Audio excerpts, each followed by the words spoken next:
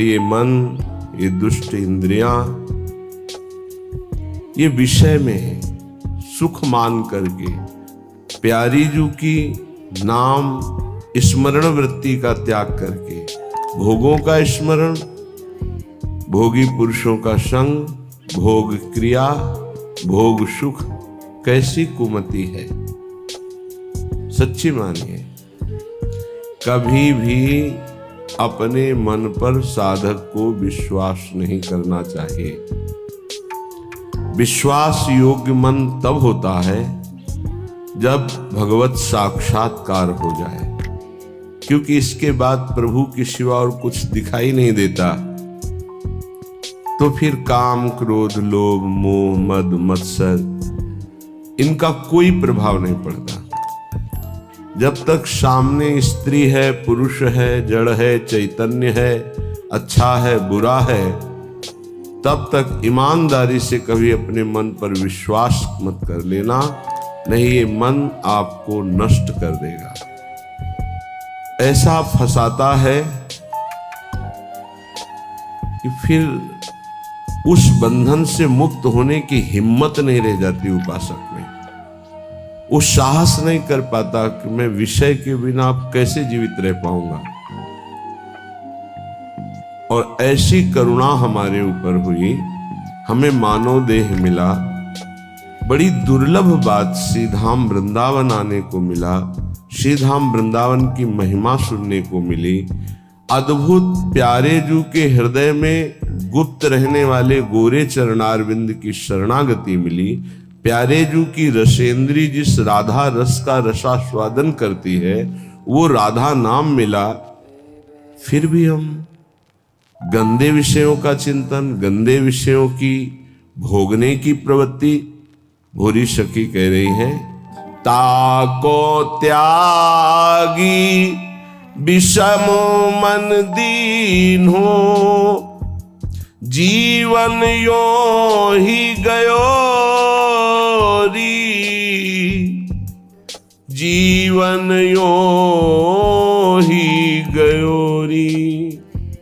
कोटिक भांति कुकर्म कमाए, छीन नहीं नाम जप्योरी, छीन नहीं नाम जप्योरी। जानत प्रीति की रीति किशोरी।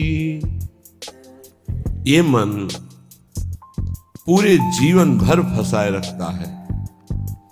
ये भोग लिया, ये भोग लूं, ये देख लिया, ये देख लूं, ये सुन लिया, ये सुन लूं, बार बार वही। कभी तुम्हें मन पे गुस्सा नहीं आता कि इस दुष्ट मन को अब जलने दिया जाए? इतना प्यार मन से है कि मन की जलन बर्दाश्त नहीं। मन जहां जलने लगे तो बस फिर कुछ नहीं, कोई नहीं। मन को इतना दुलार, अरे उस दुष्ट को जलने दो, वो जल करके निर्विकार होगा। पर इतना तदात्म मन से है कि मन की जलन हम स्वयं में मान लेते हैं, और जहां स्वयं में मन की जलन माना तो मन हमें गुलाम बनाकर मनमानी आचरण कराता है। सच्ची मानिए, इसी के कारण भगवत साक्षात्कार नहीं हो पाता। नहीं, हम पर जितनी कृपा है इससे तो कई बार भगवत साक्षात्कार हो जाए।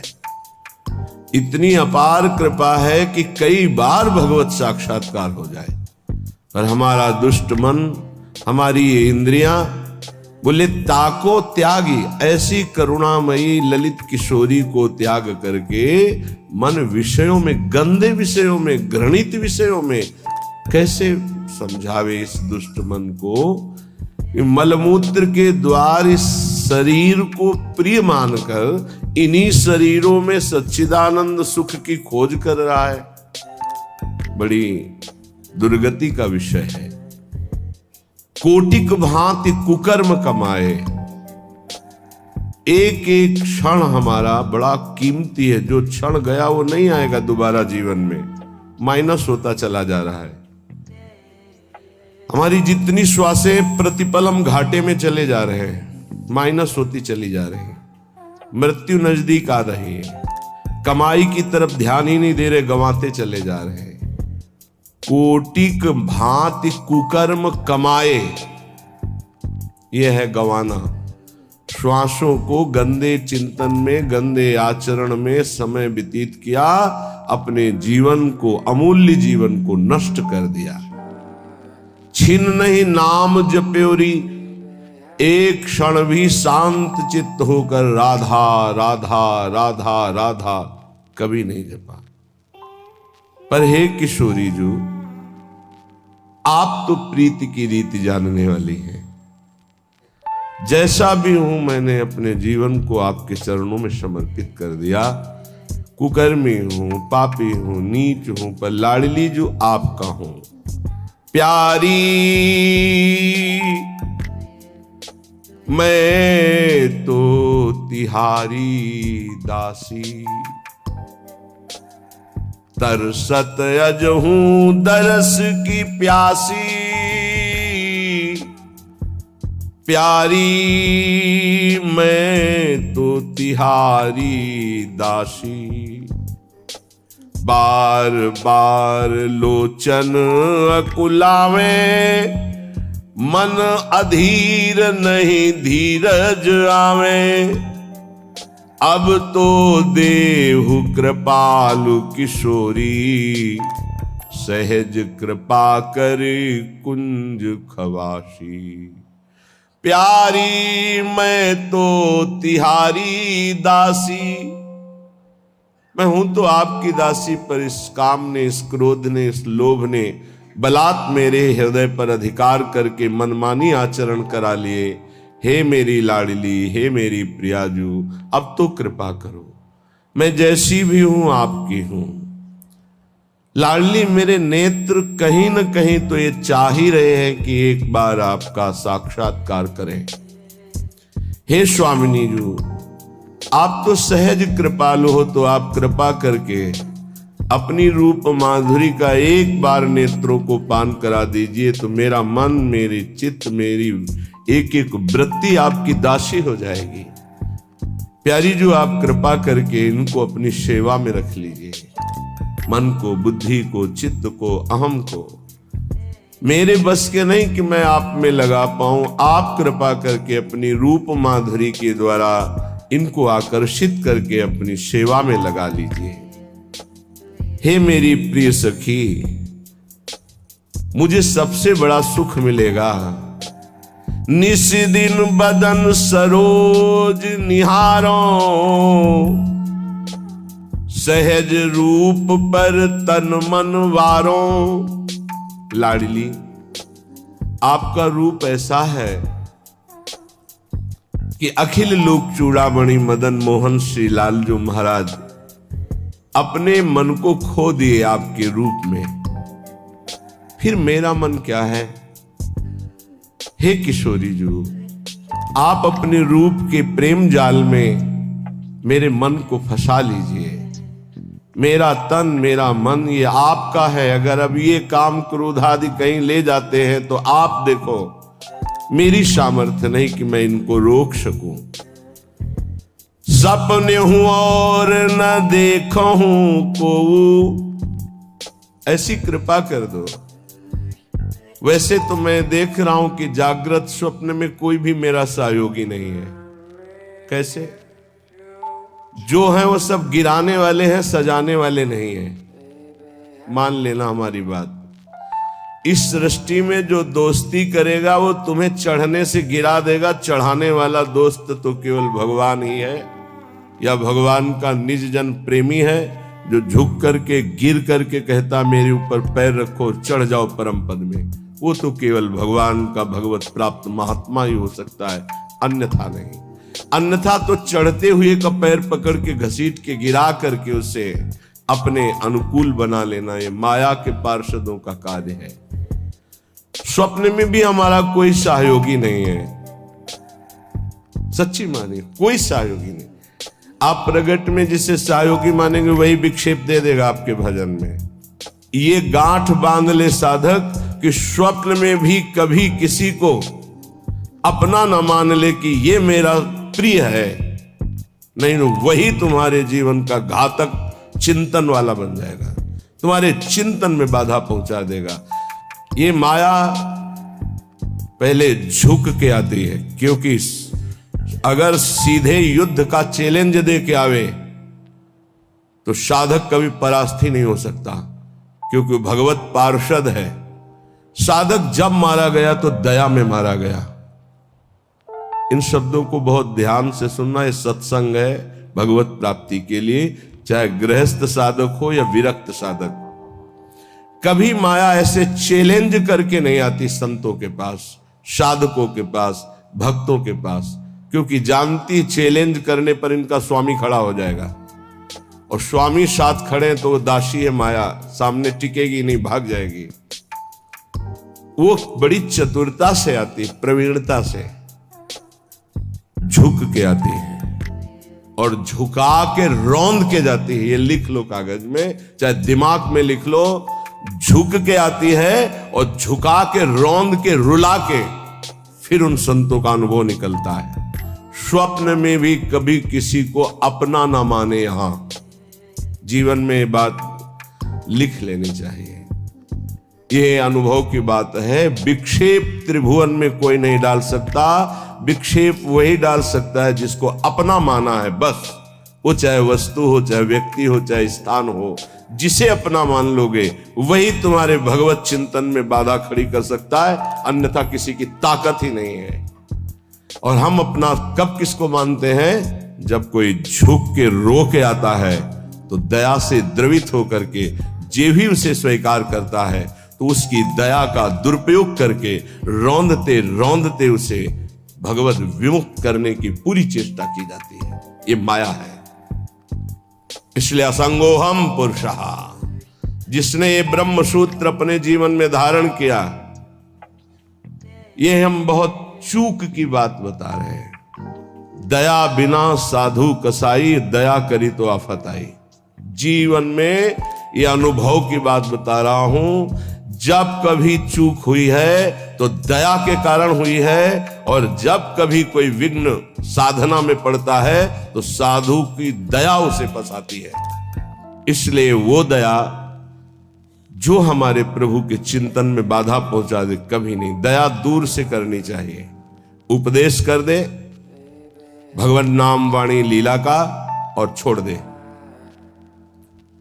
पर होता क्या है, ये समर्थों को उपदेश दिया जाता है।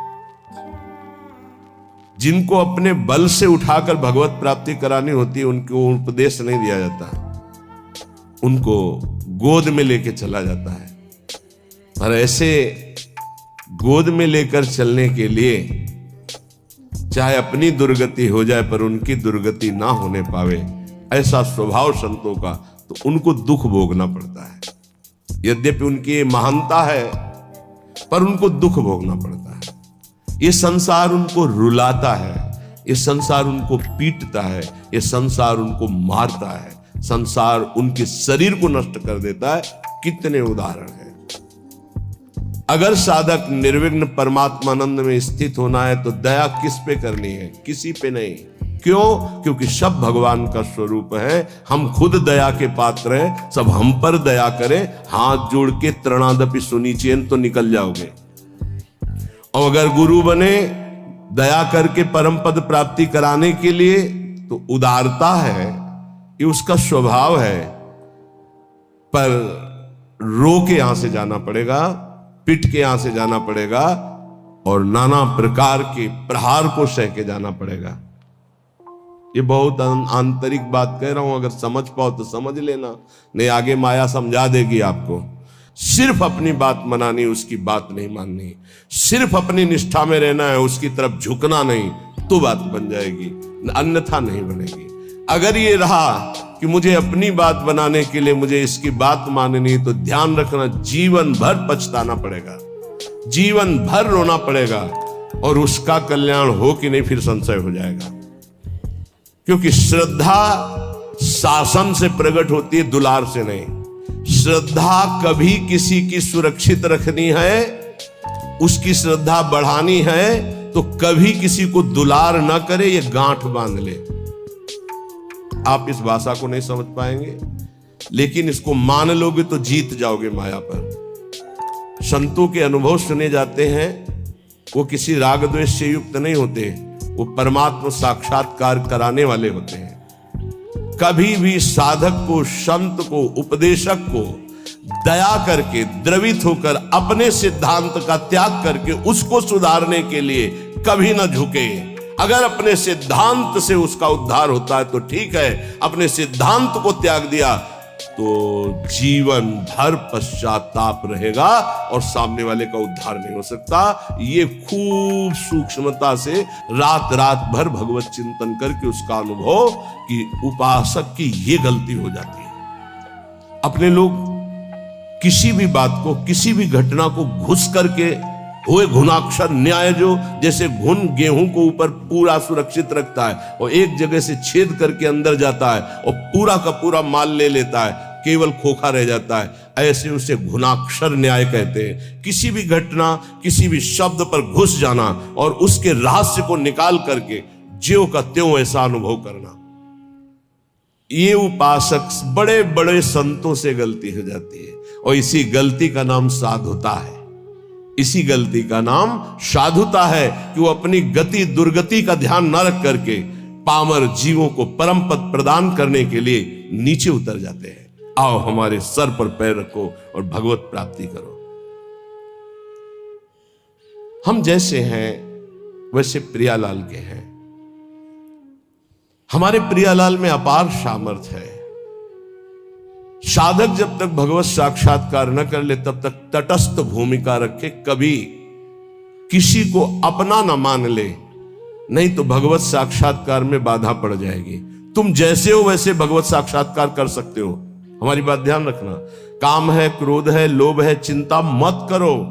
ये नारकी गति प्रदान करने वाले शत्रु हैं, पर हम जिनके शरणागत हैं उनके प्रभाव से, जैसे जंगहा लोहा पारस के प्रभाव से सोना बन जाता है, तो पारस भी तो जड़ है। जड़ पारस अपना स्वभाव नहीं छोड़ती तो चैतन्य घन परमात्मा और हमारी स्वामिनी किशोरी जो, वो अपना स्वभाव कैसे छोड़ देंगी? उनका स्वभाव ही है, जो उनकी शरण में आ गया उसे निर्मल कर देना, प्रेम प्रदान कर देना। पर अपना कोई एक स्वप्न में भी नहीं होना चाहिए। सपने हो और न देखत कोई ऐसा सहयोगी नहीं है जो मुझे प्रियालाल में लीन करने का सहयोग करे। प्रियालाल से दूरी बनाने वाला मित्र तो मिल जाएगा। बड़ी विचित्र चाल माया की है। तुम्हारे में परमात्मा है जिसे तुम नहीं जान पा रहे हो, वही जनाने के लिए गुरुजन प्यार करते हैं। पर वो फिर क्या करता है? वो अपने में गर्व करके आज्ञा का उल्लंघन शुरू कर देता है और उसको ऐसे जन मिलते हैं कि उसको सपोर्ट करते हैं उल्लंघन करने के लिए। अब वो जो उसकी चित्तवृत्ति गई थी कि इसको परमात्मा प्राप्ति कराएंगे, अब उस चित्तवृत्ति ने उसके चिंतन पर बाधा पहुंचा दी। गलत समय गया और अशांत असंतुष्टता पैदा करने की चेष्टा कर दी उस संग ने। इसलिए साधु को, साधक को, भक्त को सदैव असंगता पर ध्यान देना चाहिए। या तो सुलझा हुआ व्यक्तित्व साधुता का, उसका संग, तद्व्रतेषु जो भगवत प्राप्ति करना ही चाहता है ऐसे का संग, अन्यथा सर्वात्मना न विसजित बहिरिंद्रियाणि एकश्चरण। एकश्चरण, कभी सपन में भी ये न सोच ले कि मेरा परमार्थ का कोई सहयोगी हो जाएगा। जैसे भगवान करुणा करके आखिरी बात अर्जुन से कहते हैं, मेरी बात मान लो, सर्वधर्मान परित्यज्य मामेकम शरणम व्रज अहम त्वाम सर्व पापेभ्यो मोक्षयिष्यामि। अर्जुन, ये अत्यंत गूढ़ बात कह रहा हूं, ये सबके सामने प्रकाशित होने वाली नहीं। तुम मेरे प्रिय हो, इस मेरी आत्मा हो, इसलिए मैं तुम्हें कह रहा हूं, मान जाओ, ऐसे चलो, ऐसे चलो। तब तुम्हें पश्चाताप होगा जब अटैची तैयार करोगे और सामने से ट्रेन छूट गई। ये एक ही बार ट्रेन मिलती जीवन में, परम पद के लिए एक ही ट्रेन है, सद्गुरुदेव की कृपा। जब तुम याद करोगे और तैयारी करोगे तब गाड़ी तुम्हारे सामने से छूट चुकी होगी, फिर केवल पछतावा ही पछतावा रह जाएगा। एक हवा आती है जैसे अभी चली है, मान लो हमारी बात मान लो, हम खोल के कह रहे हैं, खुला कह रहे हैं, ये हवा आई है तुम्हारे कल्याण के लिए। ये केवल हवा है, अनुग्रह की वायु है, अनुग्रह की वायु, केवल कृपा वायु। जो इस वायु में पड़ जाएगा वो निकल जाएगा। और ये ज्यादा दिन के लिए अनुग्रह वायु नहीं होती। जैसे पछियाव चला उसका अलग प्रभाव, पश्चिम की वायु चली, उत्तर की वायु चली, दक्षिण की, हर वायु का अपना प्रभाव है। ये अनुग्रह वायु है, ज्यादा दिन नहीं रहती अनुग्रह वायु, ये ध्यान रखना। जहां विशेष अनुग्रह वर्षा होती है वहां ज्यादा दिन नहीं होता, वो तत्काल ढका जाता है, क्योंकि कलयुग और माया दोनों का भी प्रभाव बढ़ना चाहिए। और जब तक अनुग्रह वायु रहेगी तब तक ये बढ़ नहीं सकते, इसलिए उस अनुग्रह वायु को ढका जाता है, या तो कलंक के द्वारा और या तो आयु पूरी करके। जितने बड़े महापुरुष हैं वो कम अवस्था में पधार गए। आद्य गुरु भगवान शंकराचार्य